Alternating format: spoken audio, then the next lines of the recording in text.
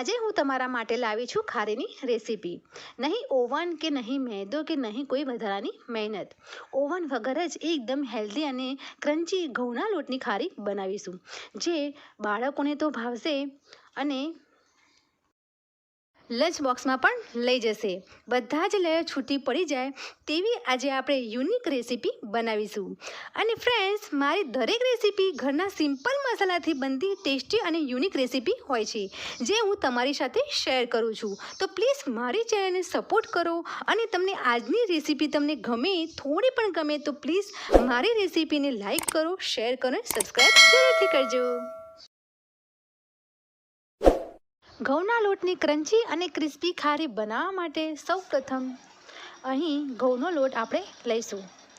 ઘઉંનો લોટ મેં અહીં 3 કપ લીધો છે। જે આપણે રોટલી બનાવતા હોઈએ છીએ તે લોટ લેવો।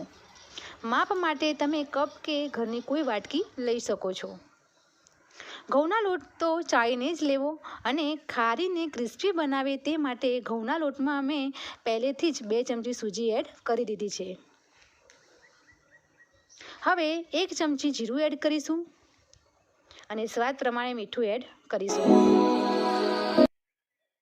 હવે એડ કરીશું રિફાઇન્ડ ઓઇલ। 3 કપ આપણે ઘઉંનો લોટ લીધો છે તો સામે 4 ચમચી જેટલું ઓઇલ લેવું। મેં અહીં 5 ચમચી લીધું છે। તમે સરસે સિવાય કોઈ પણ ઓઇલ તમે લઈ શકો છો। હવે લોટ અને તેલ આપણે બરાબર મિક્સ કરી દઈશું, જેથી કરીને લોટના કણે કણમાં ઓઇલ મિક્સ થઈ જશે। તો બરાબર મિક્સ કરી દઈશું। આ રીતનું મોયણ થાય તે રીતે હાથથી આપણે મિક્સ કરતા રહેવું। તો તમે જોઈ શકો છો કે મારે હાથમાં લોટની મુઠ્ઠી વળતી નથી, તે પ્રમાણેનું આપણે ઓઇલ લેવાનું છે। તો હવે પાણીથી લોટ આપણે બાંધી દઈશું। લોટ અહીં રોટલી કરતાં થોડો કઠણ બાંધવાનો છે। તમે રોટલીનો લોટ બાંધો છો તેના કરતાં થોડો કઠણ બાંધવાનો છે। જો તમારે લોટ ઢીલો પડી જશે તો તમારે જે ખારીના લેયર છૂટા નહીં પડે, તો તમારે એનું ખાસ ધ્યાન રાખો। તો લોટ આપણો બંધાઈ ગયો છે, તેને 10 મિનિટ જેટલો આપણે રેસ્ટ આપીશું। અહીં એક બાઉલમાં કોર્નફ્લોર છે અને બીજી વાટકીમાં ઘી છે। આપણે એક પેસ્ટ બનાવવાની છે, તો સાથે ઘી જ લેવું, ઓઇલ આમાં લેવું નહીં। ઘી લઈશું તો લેયર એક છૂટા પડશે। તો મેં અહીં કોર્નફ્લોર 4 થી 5 ચમચી જેટલું મેં એડ કર્યું છે અને સાથે ઘી પણ 4 થી 5 ચમચી જેટલું ઘી એડ કરીશું। એક સ્મૂથ પેસ્ટ આનાથી બનાવવાની છે, એટલું જ સિમ્પલ છે। તો આમાં ઘી વધઘટ તમે કરી શકો છો। પહેલાં ઘી મેં 5 ચમચી જે લીધી છે અને હું મિક્સ કરી જોઈશ। જો મારે ઘી ઓછું પડશે તો હું ઘી વધારે લઈશ। તો અહીં 6 થી 7 ચમચી જેટલું ઘી એડ થયું છે। તો સામે 5 ચમચી કોર્નફ્લોર છે અને 6 થી 7 ચમચી ઘી છે। તો આ પ્રમાણે તમારે માપ યાદ રાખો। તો તમે જોઈ શકો છો, નહીં પાતળી કે નહીં ઘટ્ટ રાખવી, આ ટાઈપનું તમારે માપ રાખવું। હવે જે લોટ બાંધ્યો હતો તેના પર થોડું તેલ હું સ્પ્રેડ કરી નાખીશ અને લોટને એકદમ સ્મૂથ કરી દઈશ। આપણે રોટલી કરતા હોઈએ તેના કરતાં થોડો લોટ વધારે લેવો અને લોટ જરા કાઠો છે, જેથી કરીને કોઈ લોટ અથવા તેલની જરૂર નહીં પડે વણવામાં। પરંતુ જો તમારે તેલ અથવા લોટની જરૂર પડે તો તમારે જરૂરથી લઈને રોટલી આપણે વણવાની છે। તો તમે જોઈ શકો છો, રોટલીનું થિકનેસ નહીં જાડી કે નહીં પાતળી મેં રાખી છે। આપણે રોટલી વણતા હોઈએ તેના કરતાં એક જ સ્ટેપ જાડી રાખવાની છે। આમ હું 3 રોટલી મેં વણીને મેં રેડી કરી દીધી છે। તો તમે જોઈ શકો છો, એક સરખી મેં રોટલી વણી છે। હવે 1 કપ રોટલી આપણે લઈશું અને તેના ઉપર જે આપણે મિક્સર બેટર બનાવ્યું હતું તે આપણે આ રોટલી ઉપર લગાવીશું। તો હું ચમચીની મદદથી આ બેટરને લગાવીશ। રોટલીનો કોઈ પણ પાર્ટ બેટર વગર ના રહેવો જોઈએ, તે રીતે આખી રોટલી ઉપર લગાવી દેવાનું છે। આપણે જેમ બ્રેડ ઉપર માખણ લગાવતા હોઈએ છીએ ને તે રીતે લગાવવું। તમને જો ચમચીથી ન ફાવે તો તમે હાથની મદદથી પણ તમે લઈ શકો છો। હવે તેની પર કોર્નફ્લોર થોડો ભભરાવી દઈશ અને વળી પાછી બીજી રોટલી મેં લઈ લીધી છે।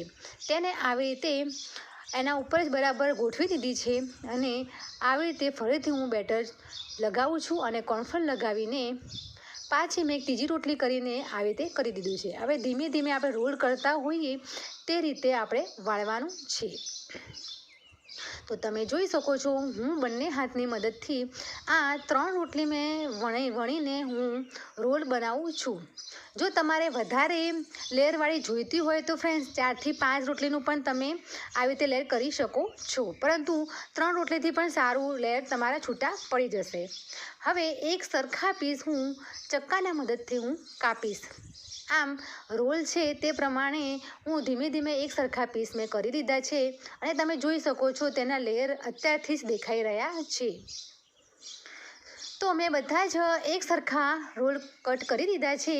રોલ હવે ઊભો રાખીને હાથની આંગળીની મદદથી થોડું પ્રેસ કરીશ અને વેલણથી એકદમ ખલકા હાથેથી એકદમ હું લાંબી ચીપ્સો વણતા હોઈએ તેમ આપણે વણી લઈશું. તો તમે જોઈ શકો છો આટલી લાંબી ચિપ્સ પડી હોય તે રીતનું થઈ ગયું છે. તો આમ હું બધા જ રોલને વેલણની મદદથી આવી રીતે તો તમે જોઈ શકો છો આમ મેં બધા રોલ વણી લીધા છે અને લાંબી ચિપ્સ હોય તે પ્રમાણે દેખાય છે. જો તમારે આ સાઈઝ જોઈતી હોય તો તમે આ સાઈઝ રાખી શકો છો, પરંતુ તેને હું કિનારે કટ કરી દઈશ જેથી કરીને એકદમ બેસ્ટ શેપ આવી જાય ખારી જેવો. તો હું આમ બધા જ રોલ જે મેં વણેલા છે તેને હું આવી રીતે કટ કરી લઈશ. પછી જે કટ કરેલો જે લોટ વધેલો હોય તે પણ આપણે નેક્સ્ટ રોલમાં કે નેક્સ્ટ રોટલીમાં આપણે કામ લાગી જશે. તો આવી રીતે બધા રોલ હું કટ કરીને સાઈડમાં રાખી દઈશ. ફ્રેન્ડ્સ, આ ખારી તો એકદમ ઇઝી છે અને આને બનાવવાની પણ સહેલી છે. તમે આને બનાવીને સ્ટોર પણ કરી શકો છો. અને જે મેદાથી બનતી ખારી એ આપણા હેલ્થ માટે સારી નથી હોતી, પરંતુ આ છે ઘઉંના લોટની રોટલી ખાઓ કે ખારી ખાઓ એ સરખું જ છે. અને બાળકોને તમે ઘરે ઘઉંના લોટની ખારી બનાવીને તો તમે લંચ બોક્સમાં પેક કરીને પણ તમે આપી શકો છો. અને સવારે ચા સાથે અને સાંજે પણ ચા નાસ્તા સાથે પણ તમારે આ ખારીનો તમે એન્જોય લઈ શકો છો. તો તમે જોઈ શકો છો મેં બધી જ જે વણેલી ખારી છે તેને કટ કરીને રેડી કરી દીધી છે. અહીં મેં તેલ ગરમ કરવા મૂકી જ દીધું હતું. તો તેલ ગરમ થઈ ગયું છે અને એક કરીને ખારીને હું અંદર નાખીશ. ખારી તળતી વખતે ગેસનો ફ્લેમ એકદમ ફૂલ રાખવાનો છે, નહીં લો કે નહીં મીડિયમ.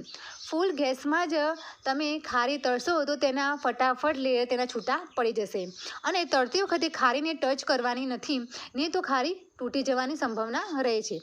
અહીં મેં ખારી ઉપર આવી ગઈ છે તો હું તેને એક ખારી કરીને ફેરવી દઈશ, જેથી કરીને બંને સાઈડ સુધી તે શેકાઈ જાય. તો તમે જોઈ શકો છો ખારી પલટાવીને મેં રેડી કરી દીધી છે. બંને સાઈડ ખારી શેકાઈ ગઈ છે અને જોતાં જ તમને ખ્યાલ આવી ગયો છે કે એકદમ ખારી આપણી લેયરવાળી તૈયાર થઈ ગઈ છે. તો આપણે હવે ખારીને તેલમાંથી કાઢી લઈશું અને કાઢીને હું તમને બતાવીશ કે તેના લેયર કેટલા બધા છૂટા પડી રહ્યા છે. તમને દૂરથી જ ખ્યાલ આવી જતો હશે કે તેના એક લેયર છૂટા પડી રહ્યા છે.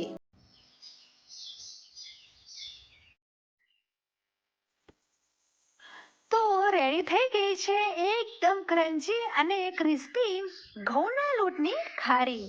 જોઈને જ ખ્યાલ આવી જશે કે એકદમ બજાર જેવી ખારી રેડી થઈ ગઈ છે. હવે મેં આવી રીતે બધી જ રોટલી મેં વણી લીધી છે અને બધી જ ખારી આવી રીતે વારાફરતી હું તળી લઈશ.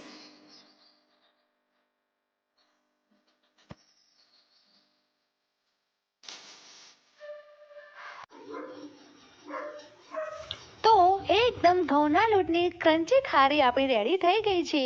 તમે ચા સાથે આને એન્જોય લઈ શકો છો.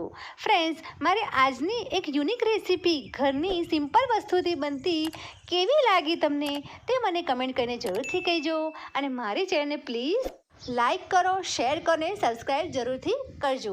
અને હા, મારા સબસ્ક્રાઈબર ફેમિલીને વિનંતી છે કે જ્યારે મારી વિડીયો તમારી પાસે આવે તો પ્લીઝ મારી વિડીયો જોતાં તમને વિડીયો કેવી લાગી તે મને કમેન્ટ જરૂરથી કરજો. તમારી કમેન્ટ મને મોટિવેશન મળે. ઓકે, બાય, જય ભારત.